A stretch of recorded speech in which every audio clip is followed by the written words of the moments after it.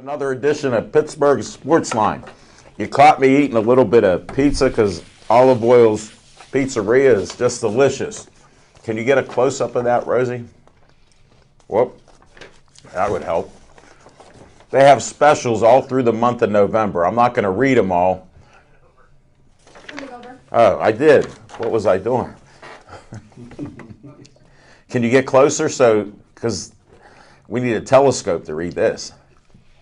Call 412-831-1900. Stop in. That's much better.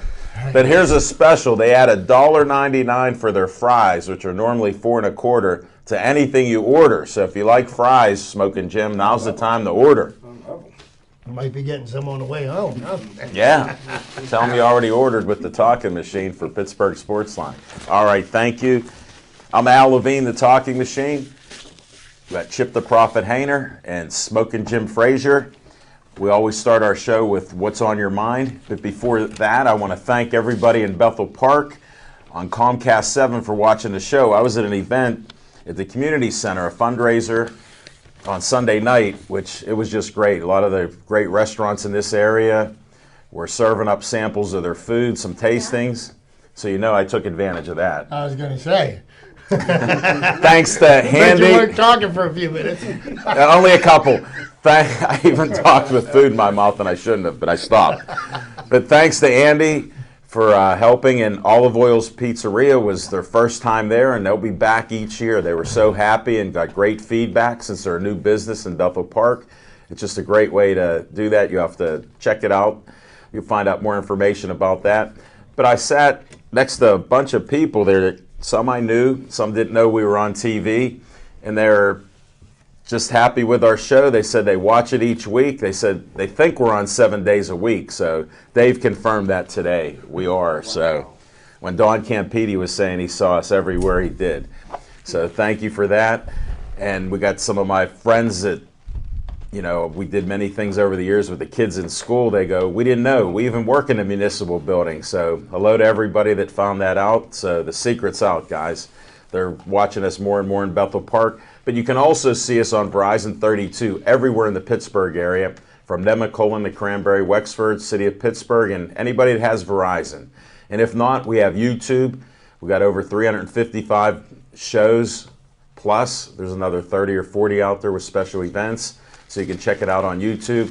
And we had a brand new high, Jim Audet, 4,938 likes. So thank you very much, everybody. Almost to 5K. Yeah, we're on the way to 5K. So speaking of on the way, we got sports to talk about, and we're going to start that right now. Smoking Jim Frazier, did you swallow that last bite like I just did? Yes, sir. All right, you ready for what's on your mind? Yes, sir. Thanks, Al Levine, the talking machine. And if you want the green, It's coming at you. you got to see Levine, my old quarterback option days. Can we get a video on that? Any film on that, as the coaches say? Yeah, but you got to timestamp out the date. Good point. I got to white it out. But we're all in our red and gold. I guess we're the old Washington Redskins. I believe that was their colors. But, hey, what's on my mind is the Pittsburgh Sportsline Players of the Week. And start off with the honorable mention. And I tell you what, a young man named Ramon Cretin from Brashear High School. I don't know if you know this or not, Al Levine, the talking machine. What's and that? all of your, I've never seen, he's probably the best point guard in the state of Pennsylvania in basketball. He's 6'1", 215, and he's a defensive tackle for Alderdice. No And way. he was unblockable in the first half, had a couple of sacks in the City League Championship game. But as a receiver, he had 4 catches, 132 yards, and 1 touchdown. Here's a kid and he plays for Allardyce. My second honorable mention goes to Devon Mcnary. Most people don't know who he is. He's a wide receiver for Brashear. He's 6'1", not being recruited by anybody. He's a senior. Had 2 touchdowns. One very spectacular. It was a Lynn Swan type catch. The catch was so good, he laid out that I'm sure Jerry Rice would have been impressed with it. So if you're a college scout out there and you need a big-time receiver, give McNary a call at Brashear. I do not have that phone number for Brashear High School. I guess you can look it up. And the player of the week has to go to Brashear's quarterback, who will be a defensive cornerback at the University of Pittsburgh next year. Teran Coleman threw 3 touchdown passes in the victory. In the Pittsburgh Sportsline Teams of the Week. Did you say teams again? Smoking Jim, could you ever stick to like one, like you're the best? You just check out my top 25. I'll usually squeeze about 35 in there. But what I enjoy is your top 10. My top 10. Because it's 15. There you go. But go ahead. But the first 12 a day way. Not no mo. But honorable mention got to go to Franklin Regional with their 49-0 victory over West Mifflin. McKeesport Tigers got to come in with a 48-0 victory over Seneca Valley. Bethel Park, go Hawks! 34-26 victory over Kiski area. Frazier, that's right, Frazier. Undefeated Frazier. 33-26 over Southside Beaver. In the Pittsburgh Sportsline Team of the Week has to go to the City League champions, Brashear Bulls, 21-6 over Allardyce, and that's what's on my mind. Thanks, Smoking Jim. I'm glad we got reach in the city there. Did you announce that game at all? Yes, sir. Yes, sir. You just snuck that by us like we're not supposed to say anything. I was going to pull them out on it. Who was the 2015 City League champions this year? Allardyce seems to make it to that final game.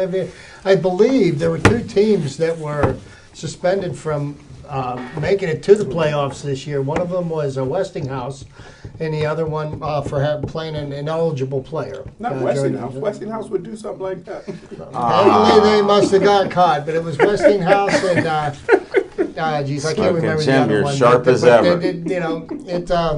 It affected the playoff matchups because 2 teams that would have normally qualified for the playoffs. Yeah, who knows what would have happened then, Smoking Jim? He would have had 3 teams from the City League he'd have to promote. All right, Chip Hayner, what's on your mind? Oh, thank you, Alan. What's on my mind this week is, just sitting here this past weekend and listening to all of the hubbub about Greg Hardy playing in the NFL. Jerry Jones has decided that he is worthy of getting paid a significant amount of money to play football for the Dallas Cowboys. And this after the photos of the photographic evidence of what he did to his girlfriend, which, I think it's anybody that's watched our show over time knows how we feel about domestic violence. And none of us condone it. We don't want anything to do with anybody that has anything to do with it. And yet you've got Jerry Jones that says that the Dallas Cowboys do not, condone domestic violence. Well, I'm here to tell you that Jerry Jones, yes, you do. You do, and you prove it to everybody by leaving somebody like Greg Hardy on your roster, having him out there in the public's eye, and then on top of that, you've said that you're thinking about signing him to a contract extension. Right. I think you're the biggest hypocrite on the planet Earth right now, Jerry Jones. And I was listening to various sports things this Sunday, and I was listening to Wendy Nix do a rant on NFL Sunday Countdown. Yeah. And Wendy Nix is a female reporter that is very outspoken about the domestic violence thing, right. and to kind of sum it up for what she said, I did post the link to that rant on my Facebook page. Anybody's welcome to go and listen to it. It's worth a listen. Yeah, 2 minutes and 12 seconds. But she said, why is it that we needed to see photographic evidence before people are outraged that Greg Harvey is allowed to play in the NFL? I mean, everybody knew what happened. There's been reports of it. He was convicted of it at one point, but as soon as he paid off his girlfriend and she decided to drop the charges, then, he was able to walk away. But basically, the only way that any change is going to happen is to hit the Cowboys where it counts, where it hurts them the most. The bottom line is the bottom dollar. And she said it's time for people like AT&T and some of these major corporations that support the NFL to just start dropping their sponsorship. And when the cash flow gets cut off, that's when something will happen. And I think it's time for people to stand up and take a bigger stand, because us talking about it, people saying how outraged they are, nothing happens, because the next bozo that does this and can play football will get signed to somebody else, and it's time to put a stop to it. But that's what's on my mind tonight. Very good. As you know, I'm against all domestic violence, against women, children, men, the whatever. Elderly. Without a doubt. So put them all in there. I'm against it. I have no tolerance. They should be fired. That's how simple it should be. On a sad note, I have this fundraiser for this little girl that was killed by a drunk driver, Ava Lynn Campbell, and this is to help out the family after this tragedy. And it'll be at Big Mike's. Chip brought it up. It's Butler Street in Millvale, so check that out. That'll be on Saturday night. They have all kind of Chinese auctions, 50-50, just to help this poor family out. Look how beautiful that child is and what happened here, and there's a lot of death and different things that do happen, and we just try to help these people out no matter what community they are. If they get me a flyer, I will help them and try to get the word out. So good luck to you and all that. If I may speak to that, I think that the event here is definitely worth supporting. That poor child, what happened to her is just absolutely heinous. And I was happy to see that the young man that was responsible for this chose to waive his preliminary hearing and go straight to trial. But, I'm speaking to his attorney right now, and if you're listening to us, have that man just plead guilty and don't put this family through any more than they've already been through. Letting this go to court, letting that family relive this over and over again, you've done enough to damage this family. Just plead guilty and go to jail, and let's forget about you. Well said, Chip. I'm with you on that. Now, what's on my mind is there's so much with the Steelers, but here's the other thing. Big Ben, I'm a fan of him on the field, not off the field, but he's beyond a warrior. He won't say that he'll be out for the game against the Browns. Now, any athlete knows when you get carried off the field, it's hard to come back, let alone that game next week. And then you hear Mike Tomlin in his news conference. I did listen to it, and he said something unusual. He said the door is slightly ajar for Big Ben, and I never heard that ever. Now, I counted about 11 obviously's throughout there, and I might have lost track because I was getting distracted, but that was so unusual. I'm thinking Ben's out at least a week, maybe 2 weeks, and we'll go from there. But that's what's on my mind. These guys want to play and win, and he did look great when he was playing there. He didn't have the 3 interceptions, only 1. And, that's part of it, but that was what's on my mind. Well, I got to tell you something, I think it would, even if he wants to play this week, it could probably get away without him playing. I think we could suit up Smoking Jim, and he could beat Johnny Football with that Steeler team that we have this week. You think?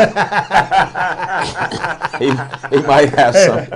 He doesn't even need to go any reps in practice. Just take him the ball. He knows who to give it to. That wouldn't be bad at all. But, hey, that's what's on my mind there. We'll cover some of the Steeler action a little later on. We go with our segments now, and I got to go to Fiction and Fact from Smoking Jim's Almanac. Thanks, Al Levine, the talking machine. And I tell you what, I'm kind of excited about this particular fiction and fact from Smoking Jim's Almanac because I am, like a lot of athletes, very superstitious. And I do believe in curses. And all you got to do is go back to 1919 and the curse of the Bambino. And 1992, you got the say a brain curse. And the Chicago Cubs look like they're suffering through a cursed generation or two. 107 years. But I think the biggest curse happened in 1967, 48 years ago. And that's the curse that afflicted the Alderdice Dragons. Alderdice Dragons have not won a City League championship since 1967. They've been in the City League championship game 4 out of the last 5 years. Been not only a favorite, but a prohibited. I've been wanting to use that word for a long time. Yeah. Favorite. In the last 2 seasons. I'm going to look it up. And if you don't believe in curses, in the first half of the City League championship game this year, this past Saturday, Alderdice had 5 turnovers and a block punt that pretty much sealed their fate again to go down to defeat. So Brashear beat Alderdice this weekend 21-6. Alderdice gave up about 8 turnovers.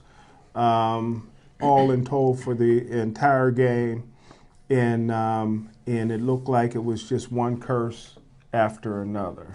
And that's the fiction and fact from Smoking Jim's Almanac. Alderdice haven't won the City League championship since 1967, 48 years. Smoking Jim, you are something. You bring that up all the time, and it keeps carrying through. I think you might be behind that curse. Hey, Jim, there's one other curse I thought you were going to mention. That's the curse of 2015. 15? Yeah. The curse of Michael Vick. I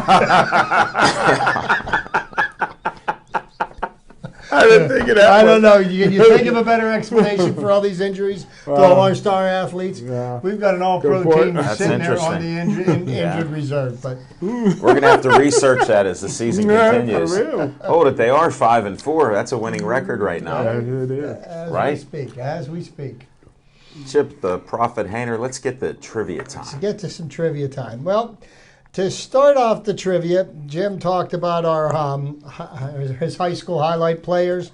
The first round of the WPIAL playoffs is completed. 32 teams won. 32 teams have been eliminated. And it gets interesting because this weekend in Quad A, there are, of the 4 WPIAL class Quad A matches, 3 of the 4 are rematches of games that were played earlier this year. Wow. Central Catholic will be playing North Allegheny. Penn Trafford will be playing McKeesport.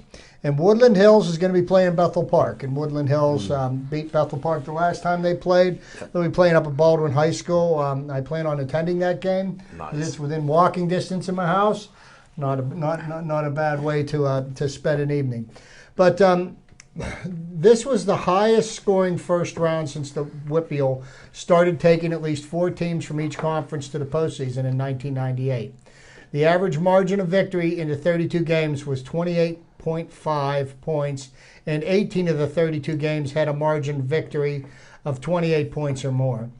The winning teams averaged 40.9 points per game. Now, what this speaks to is that the scoring is up in the WPIAL, but this could also, be that maybe there's some teams making the playoffs that don't have any business being in the playoffs. I know we want to get everybody in the playoffs and give them a chance, but the 64 teams. I mean, what is this? The NCAA basketball tournament? Sounds like it. So. And they even expanded it and start the day before. Right? So I'm gonna go through real quickly through some highlights here.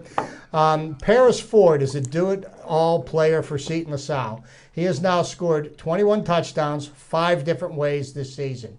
Ford, a junior who already made a verbal commitment to Pitt, had a touchdown reception, an interception return for a score Friday night in a Class AA first-round game against Highlands. He now has 14 touchdown receptions, but he also scored on 3 runs, 1 kickoff return, and 1 punt return, and 2 interception returns this year. So looks like Pitt's getting another pretty Quality outstanding player. athlete. Avonworth's Zach Chandler needs 3 yards to become only the 7th quarterback in WPIAL history to throw for 3,000 yards in a season. Pretty amazing. They've played 10 games, 3,000 yards. Do the math. That's pretty. 300 per. That's pretty outstanding statistics. And Thomas Jefferson did a great job on the leading rusher in the WPIAL this year. His name's Zane Dudick. What school does he go to? Okay. You got so much trivia there. Well, they held the TJ. He plays for Armstrong. Armstrong, yes, he does. TJ held him to just 39 yards rushing, but Dudick still went over 4,000 yard rushing for his career. He now has 4,021. He's only a junior. He still has a senior season, but this year he rushed for 2,019 yards in the season. Now you think about this. This is in 10 games. The kid's averaging 200 yards a game. That's pretty impressive statistics. And also, Phil Jerkovic was being recruited by no other. Phil Jerkovic from Pine Ridgeland is being recruited by none other than Brian Kelly, who was here watching some of the WPIAL playoff games before they took Pitt out behind the woodshed and put a whooping on them. Yeah, they did. But 3 quarterbacks ran and passed for more than 100 yards. They were Mount Lebanon's Eddie Jenkins, Franklin Regional's Santino Birdie, and Beavers' Darius Wise, who Jim is one of his highlight athletes. So we met him. Now just a couple more milestones, and then I got some pretty silly stuff that I found here that I feel some of you might be interested in. Sunday's game, Ben moved into 14th place in the NFL all-time passing list. I'm interested in that. He passed Johnny Unitas and Joe Montana, but Roethlisberger now has passed for 4 more yards than Joe Montana. And there are 2 two quarterbacks. One played at Pitt, one played at Penn State, who are next up on the list. One of them he'll pass before the other. Kerry Collins of Penn State is next on the list. Really? And Danny Marino has also passed for over 40,000 yards. So Ben's just going to keep that rolling. And Antonio Brown, amazing statistics for his game on Sunday. He had 17 receptions for 289 yards.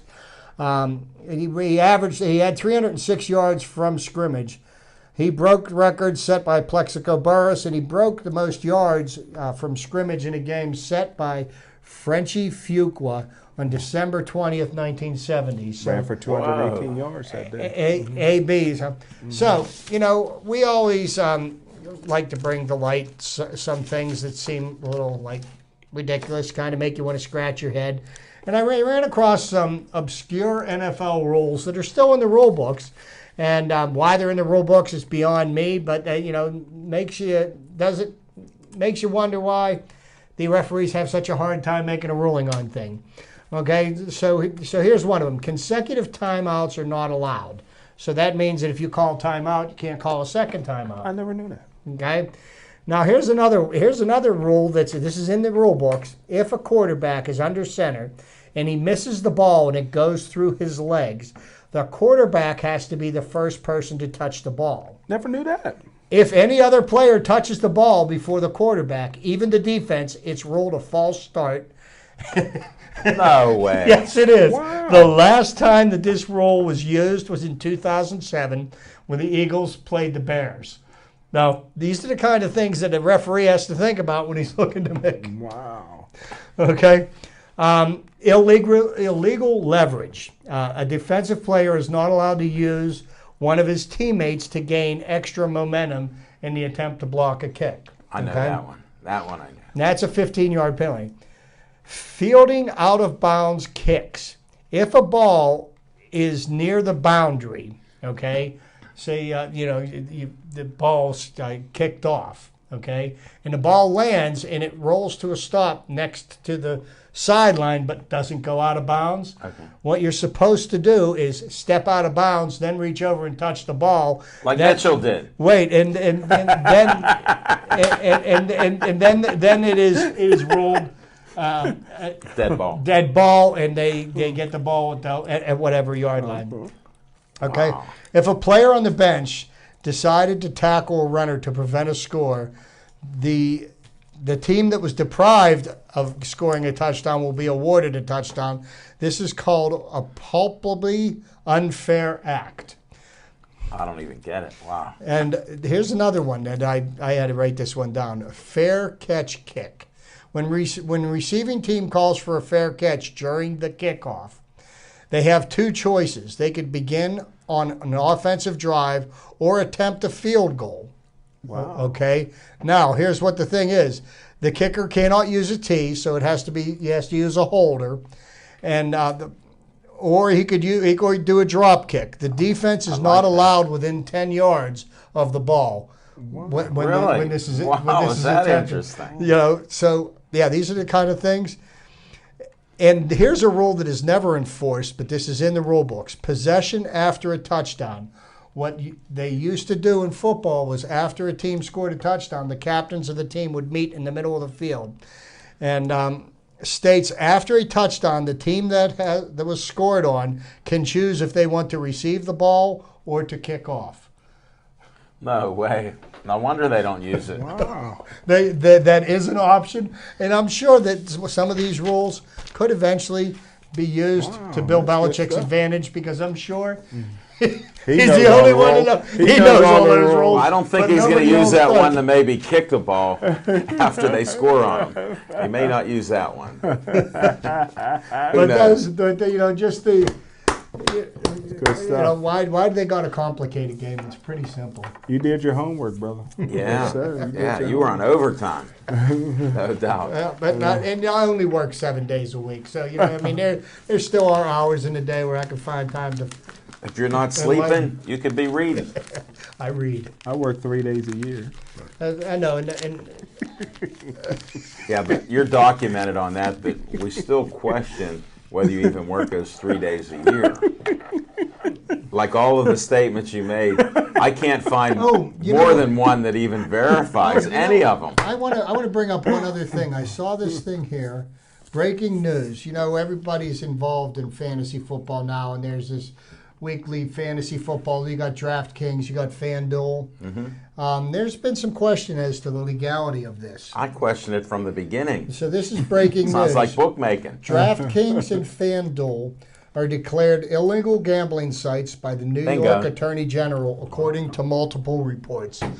So, you better play while you can, because I have a feeling DraftKings and FanDuel are going to go by the wayside. And, oh, my goodness, that's another huge sponsor for the NFL. Well, look, they've been in trouble, the last few weeks or so, some executives with insider trading and knowledge, and they said that they won't, do a lot of it on air, but it's still advertising big time. Well, the NFL tries to say that it doesn't want to have anything to do with gambling, but everybody knows that it's the NFL that fuels the, the Vegas sports lines and everything like that. But, why the NFL is getting involved in this, like you don't think there can't be any impropriety or inference of impropriety? I don't know. Just follow the money. That'll get you an answer. It leads right there. It leads somewhere. Definitely. Well, thanks, Chip. I'll go with On Location. We had a great show last night. We had Jack Hunt. Johnny Angel of the Halos was there. Yes, sir. And he was talking sports, where he's going to be doing some shows. He'll be at Atria's PNC Park on Thursday, I hear, because one of our fans, Bonnie, who is a big sports fan, she travels to see us with her and Merle. They come out. She kept asking for Johnny to sing, and I said, he's here to talk sports. And boy, did he talk sports. Yes, he did. He even covered a team that Smoke and Jim never heard about, the Rooney Reds, which was a football team way back in the day that was the Rooney's team. So we learned a little trivia there. Now, we'll be back again 2 weeks from now at the Park House to see Zamir. We'll have some great guests lined up, and a lot of people are coming around. Smoking Jim has a new following. The PA system didn't work that well.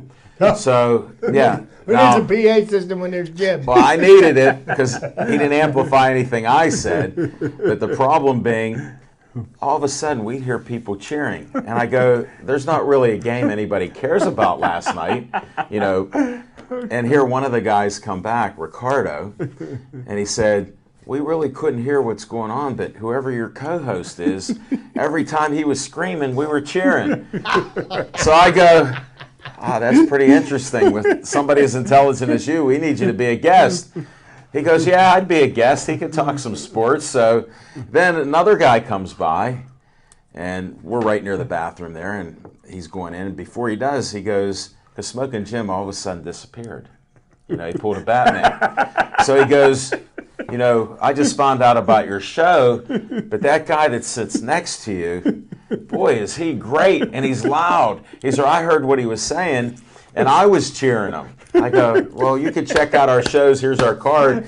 He goes, well, I'm not on Facebook. I said, well, that's okay. He's on YouTube. You'll find Smoking Jim. I said, but I don't know what name it is. So I had a couple more fans for you. Thank you, sir. Yeah, but I looked around. Rosie was there. Bob was there. Zamir, you know, guests were still there. And there's no Smoking Jim. So your streak's alive. Well, let me guess. Jim disappeared and Batman appeared. No, we didn't see Batman. In the same place at the same time. Well, I'm worried because we didn't see Batman. Nobody could pull it up on the internet, though. They blocked us out there. So, but yeah, it was some fun last night, and we'll be back again, and looking forward to it. And then here's another irony, Chip. The owner of the place, his son went to a well-known school in high school, and you won't believe what school it was. You get one guess. The University of Gateway. Yes. And speaking of Gateway, you know, Gateway is now in search of their next head football coach, and I just want to go ahead and nominate my good friend Jim Frazier here. He has season tickets. That'll cost him some ticket revenue. You can't do that. Because I saw Jim last week out in front of the Children's Hospital, and they said, "What are you doing?" He said, "Recruiting." Yeah, but some of these kids were just born. Right. You got to get them young. You got to convince their parents to move to Monroeville. Well, he's looking for sweeties on top of that too, but that's another story. We've hinted around about the Steelers. They're young, huh, Jim? He doesn't mind. The sweeties for Jimmy are alive and well, and young and strong. And speaking of strong, let's get to the Steelers. That game had so many ups and downs. And I told Smoking Jim last night I had to leave, and it was the last 5 minutes of the game to go to that event. And it was driving me insane when I heard they come back and scored. Then they scored again, and Big Ben got carried off the field. So, I mean, just a crazy game. And you know, the defense, you know, James Harrison came off the field. He said it best. And he was pretty upset with the performance of the defense, how they just basically stood there. And he said, we watched the offense play, we watched the special teams play, and we watched Oakland's offense play, and they did well. And I will tell you this: tip your hats off to the Oakland Raiders. That Derek Carr is turning out to be the real thing. The Raiders have a nice offense. Yeah. You know, their team has not given up a 100-yard rusher all season, I believe, not since week 1. And D'Angelo Williams did a great job this past weekend, 170 yards rushing. Yeah, did you hear the injury report? He might be a little they said he's got some swelling on his foot, so he won't be practicing tomorrow. I'm sure he'll be ready to play on Sunday. He's a gamer. But, definitely. You think about it, with 306 yards from Antonio Brown and 225 yards out of D'Angelo Williams, the two of them combined for over 500 yards of offense. That's phenomenal. That's phenomenal. And that's what the Steelers are going to need if they want to have any kind of a chance at making a run at a wild card spot. Yeah, but like I've said since the beginning of the season, the defense has played better for some of the games. But this is showing me that as it gets closer to playoff time where you need these wins, what's going to happen, because look at the losses we already have in the AFC. Well, here, I'm a little worried about that. We're actually going into last week's game against the Raiders. We were 1-5 against AFC opponents. So one of the things that we have to start doing is we got to start winning these games, because if it's going to come down to a tiebreaker between somebody like the New York Jets, the Oakland Raiders, or us, these. Well, the one good thing about the AFC, Buffalo could, but go ahead. There's not many winning teams in the AFC, right. So that actually makes the wild card a little more open than I even thought. If you're 8-8, and you don't have to say it, they could get in. But they got to win some of these games in the AFC. Well, and here's the thing that they got to do more than anything. This game this weekend, you're playing a dog with fleas coming out of the dog pound in Cleveland. Now, nice. Let's not mince words. The Cleveland Browns stink. Okay, I mean they don't have a quarterback, they don't have a running game. But, this is the kind of game that's a trap game for the Steelers. We go and play the good teams, like the Raiders is a good team. We play them well. We play the Arizona Cardinals. We play them well. And then we go and, we step on it when we go and play the Cleveland Browns. We need to just bury the Browns, bury them early. And I think Landry Jones absolutely gives us the best chance at winning this game in the event that Ben can't play. I think Landry Jones has proven more than anything. I mean, at least he understands the offense, and when he goes into a game, he's actually prepared to play. Isn't that what a backup quarterback And he can make audibles and complete passes with an audible or a running play. That's unusual. They don't have to dumb down the playbook, You mean like eliminate 90% no, of it? Roll left or right? When you adjusted the playbook for Mike Vick, it said see spot run. Well, not necessarily spot. It might have been see cat run. You can't be teasing them with that. But the Cleveland Browns really remind me a little bit of Kansas City Chiefs, and I don't think Landry had a great game there. But Cleveland's been very competitive. The Pittsburgh Steelers are lucking out for a couple of reasons. One, I think a lot of the injuries to Big Ben is because he looked like Billy Kilmer out there. He's way overweight, and he needs to get himself in shape. Never been a workout warrior, but Ben's always been so durable that from preseason to the start of the season, he gets himself in condition, but those double chins is not helping him. But defensively, where the Steelers have really been impressive, and there hasn't been many impressive points on that particular defense, but you got to give it up to Mike Mitchell. Not only is Mike Mitchell averaging at least one knockout per game, but what he's doing is he's eliminating the middle of the field. And you see that if you go back and watch the film, the Notre Dame outstanding tight end for the Cincinnati Bengals, Eifert, did nothing against the Pittsburgh Steelers. And the next week, he caught like 3 or 4 touchdown passes. I've never seen Amari Cooper, drop a pass. I've been watching him since he was a high school player at Northwestern High School, where they played in the Soul Bowl against Jackson State, and his quarterback was Teddy Bridgewater. That's 2 fingers, Teddy, not 3, if you're asking after that big hit.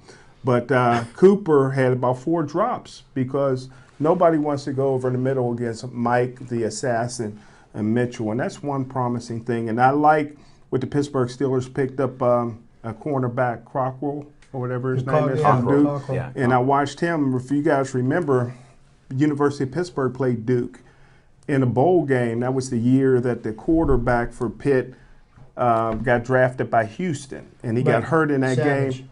He got hurt in that game, and the freshman came in that's still there. What's his name, Vokich or whatever, who's ever still there at Pitt, the backup quarterback. Names are tough. Yeah, that freshman, he came in. Wojtek. You guys know the white. You guys know how to pronounce those white guys. But he came or in the against. black guy. He came in against. They all look alike. They all look alike. And Cockrell did a good job on Boyd, who was only a freshman that year. And I kept sitting there watching the game, and I kept saying, where did Duke get all these black players? They were quick and fast, and it's kind of hard to get into the University of Duke. And you see they're great now, but I think he's going to be a pleasant surprise for the future for Pittsburgh Steelers. He's a pretty good quarterback. Well, and I tell you, when they signed Mike Mitchell, I thought he was a big disappointment last year, and apparently he played the full season with with torn groin muscles in both legs. Always bragging, ain't he? But I mean, yeah, this year the one thing I could do without so much with him is after every single play he makes. You don't have to sit there and hey, look at me, look at me. It's a video game concept. Well, but I mean, he is laying the wood, and I think that's the reason what they brought him in for, because he's playing the kind of role that Ryan Clark used to play when Ryan Clark was playing very well. Only big difference is with Mitchell will hit anybody, and Ryan Clark took his picks. All right, Wes Welker, I'm gonna take you out, but this big tight end, I'm gonna act like I got a hamstring injury. Good point. But Smoking Jim, I got a question for you about staying in shape when you have a knee injury and a foot injury. That's why he gained some weight. Yeah, how can he possibly? You gotta push back away from the table. You can't eat them all. Well, I don't know how he gets his wind either, because don't you have to run a little bit? Well, you can run. They got exercise. And bikes. you can get into the pool, which I never do because I can't swim. But you can do some. Wait a second. We've been on at the horse races. I told you that they get horses in shape by swimming in them in the pool. I had one that did that. I swim like a rock. I ain't going there no more. You can't swim? Oh, I can swim like Mark Spitz, Whoa, there you go. But hey, while we're on football, I mean, there were two big games this past weekend. The University of Pitt finally had a sellout. Can you believe that? Thank you, and I mean, it was since last year when they sold out. Well, they do that. But I tell you, this is the one thing. Tyler Boyd set the yardage mark for most receiving yards for a Pitt wide receiver. Passed up Larry Fitzgerald, who's no slouch. But, I mean, the one thing that kind of disappoints me about Tyler Boyd is that I don't ever see him having that big breakout game that you see like the Antonio Brown have or something like that, I'll tell you, the kid that really impressed me a lot for Pitt was a young defensive back from Central Valley, Jordan Whitehead, and he scored 2 touchdowns. They let him play on offense, and he added a speed element that I took a lot of people by surprise there. That kid is a ball player right there. I'm probably 6 weeks away from watching that game. I did tape it, though, but I'm glad you gave me some points to look for when I do watch the film on it.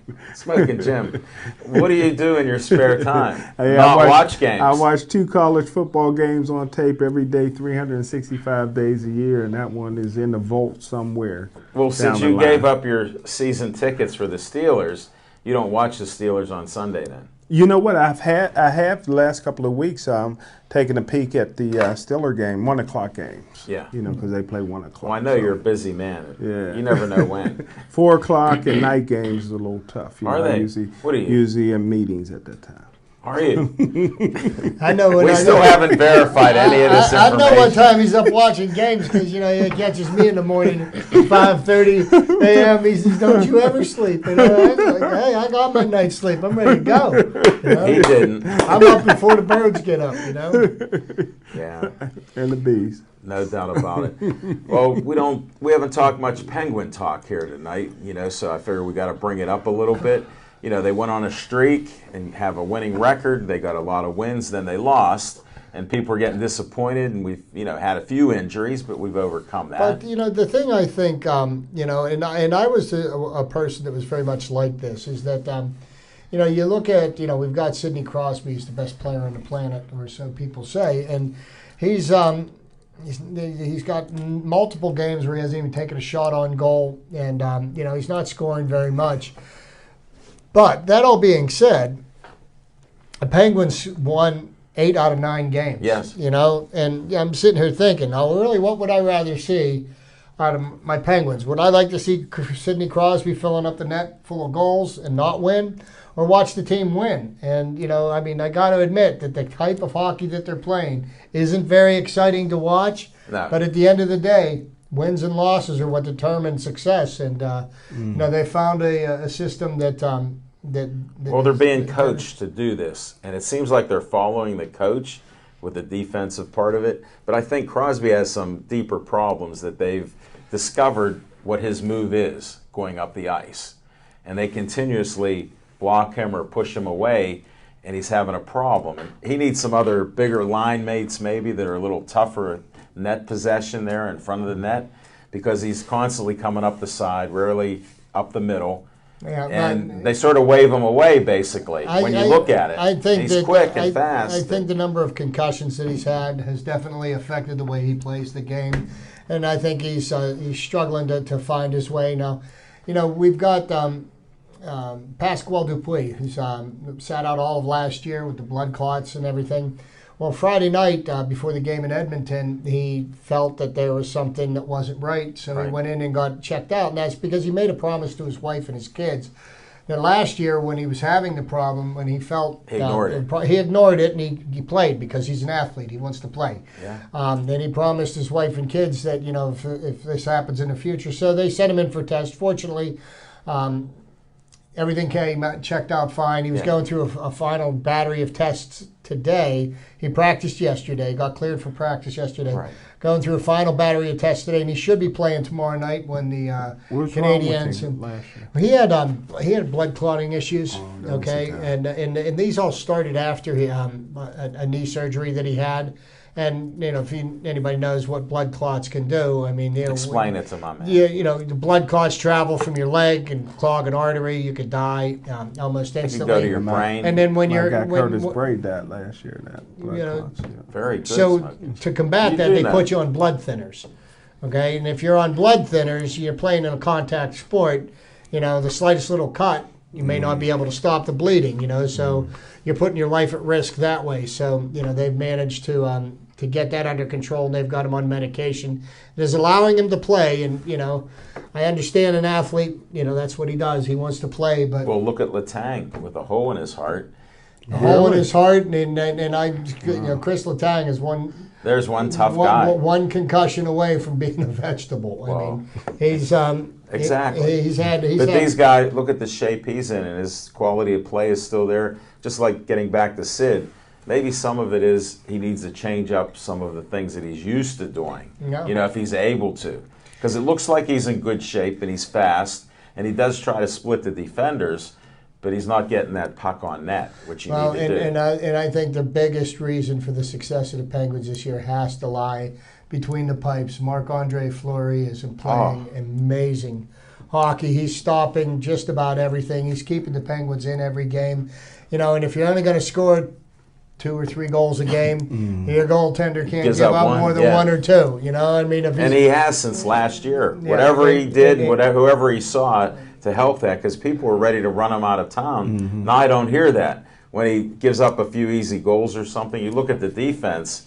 That defense is really not as stout as it has been. They let him come in on him, and he's playing out of his mind. I know. I think one of the things the Penguins did was they gave Sergei Gonchar, who is a member of the 2009 Stanley Cup winning team, they gave him a tryout for the team in training camp, and he didn't make the team. But now they've hired him as a defensive special assistant who's going to be working with all the young defensemen. That's a good move. On the big club and with all the young defensemen in the minor leagues, and I think that can only help because, you know, what we did was we stockpiled tons of defensemen in our minor league system, and then we traded them all away in the attempts of trying to win now, which didn't work out so well because all of the rental players that we got didn't produce. So, you know, we're left with what we have. And it is a different team, you know, when you see the players and some of the speed and the younger guys that they do have. So they have changed it. Well, they will have their hands full with the best team in the league tomorrow night, Mike Therrien's Montreal Canadiens. They've been they started off the season hot, and that's the measuring stick this year. Yeah, he's done well since he left. Smoking Jim, where are you going to be this weekend? You're always announcing secret things, or this weekend?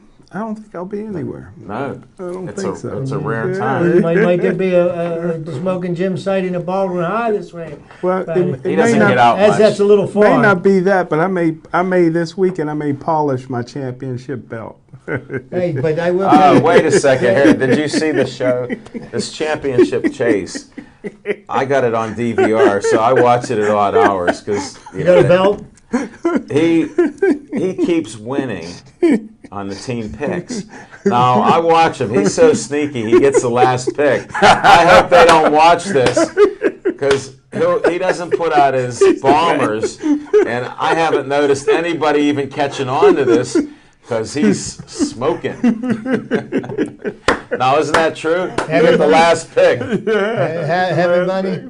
Hey, you know what? While we're on, just before we get too close to the end, right now in the Major League Baseball, a lot of people think World Series ended a couple of weeks ago, but now everything's happening. Free agency has started. And the general manager's winter meetings are going on in Boca Raton. Which is a nice place. Wow. Yes. And some of the reports that I've heard back is there's quite a number of top relievers that are on the trading block right now. One of them would be Mark Melancon. I saw that. And Mark Melancon and Chapman and Kimbrell is another one. And they also say that Pedro Alvarez is being shopped around. Now, is that a surprise? You think about this right now. Mark Melancon did an amazing job last year for the Pirates. 51 saves. Wow. He was money. Every time you put him in the ninth inning, he slammed the door shut. But here's the thing. Mark Melancon is now eligible for arbitration. That means that he's going to command a salary if he goes through arbitration of at least $10 million. Pay the man. And the Pirates generally have not been want to pay a reliever that much money. And they already have Mark Melancon's replacement groomed. They already have a couple of them groomed. So Mark Melancon could be somebody that could be expendable. And this is what my thoughts are.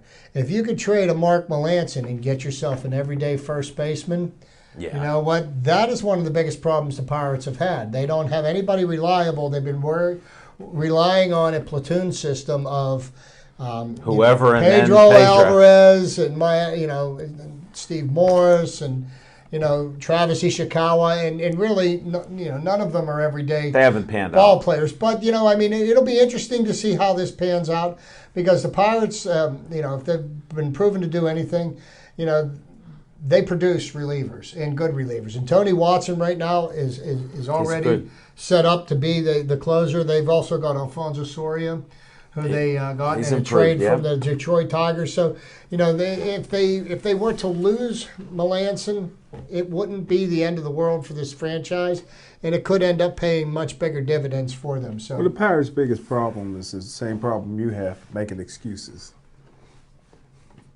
Just go out and win. Okay. Can I ask you a question?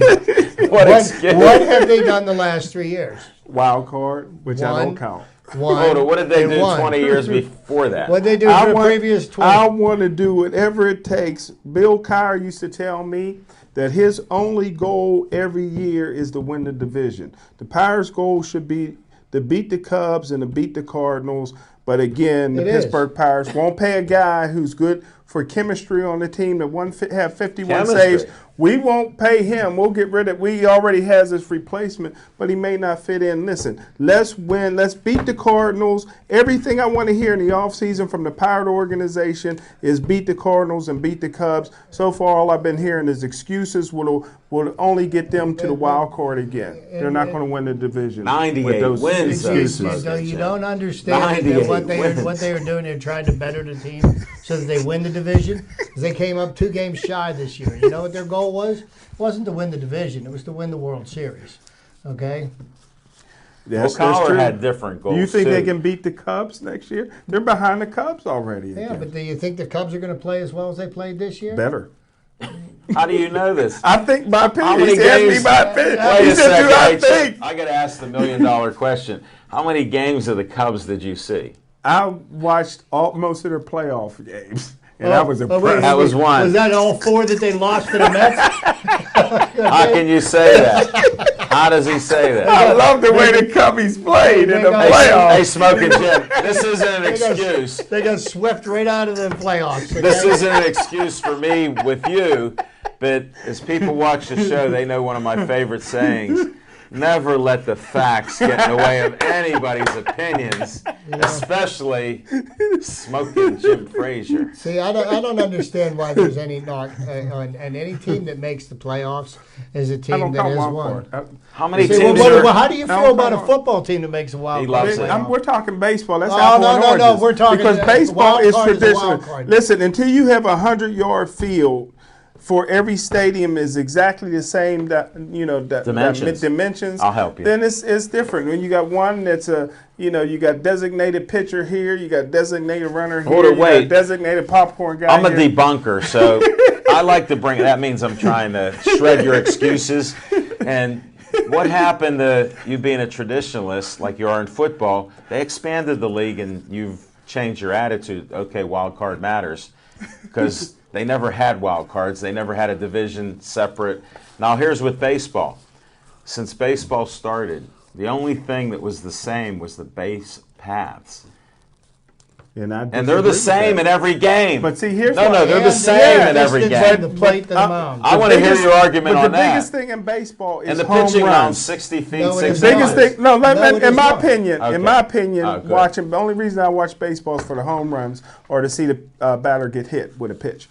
Now, you You used to watch guys the catcher always get talk run about over. Willie Mays could be the home run king, Yeah. but he played in San Francisco with the win. Candlestick.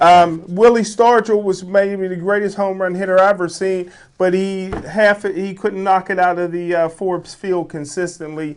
If Like he'd he have played did in at a Three smaller, Rivers, right. if he'd played in a smaller park, he'd have had 800 home What runs. about Ken Griffey? If he didn't get hurt, he would have had 800 home runs. He had 630. Maybe, but I'm just saying that it's all different. One guy, his center field is 900 feet. The other one is 200 feet. But let me just say this before we go off air.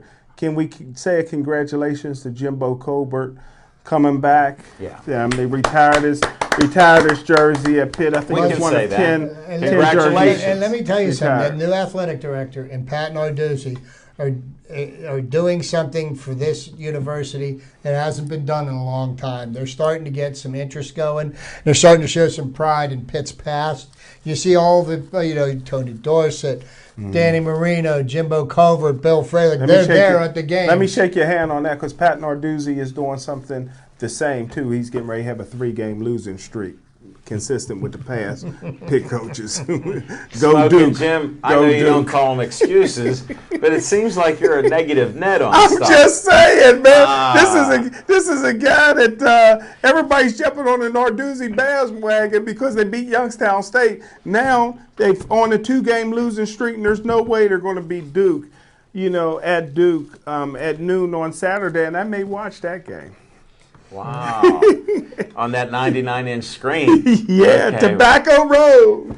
Well, we'll see about that, Smoke. You wanted to know something, my friend Jim. Just I got to clear this up because the least important thing in baseball is home runs and how many somebody hits. Yeah, it's the one thing that people enjoy Didn't watching. they save the game with the home run?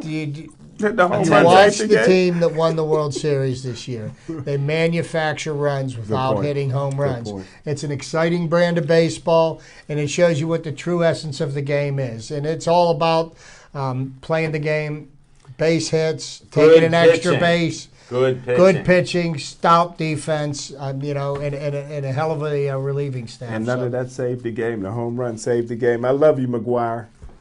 And Sosa. Creatine.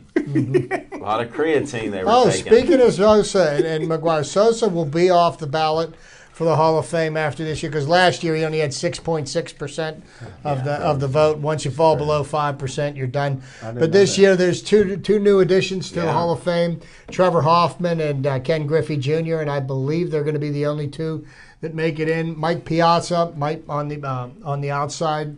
We're looking at Piazza. Sneak in. We're looking at Piazza. But the Major League Baseball's doing something a little different. They're going to reduce the number of voters that can vote for the Hall of Fame because if there's so many people that have votes for the Hall of Fame now, but if they haven't had anything to do with baseball in the last 10 years, they're not going to be allowed I'll to reduce vote. it before I can get a vote.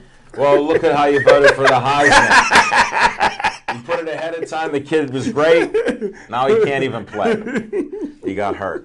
But we're going to have to end this show. I want to thank everybody for watching this and staying tuned in.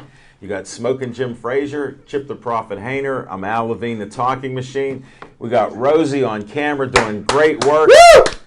She also enjoyed, which I was watching her a couple times while I was talking, she actually was eating a piece of pizza from Olive Oil's Pizzeria without missing a beat. She was juggling that. Multitasking. I love it. And we appreciate it. We got young Jack in the control room. We got Devin Shea keeping us on time. And speaking of time, we're done. Stay Joey strong.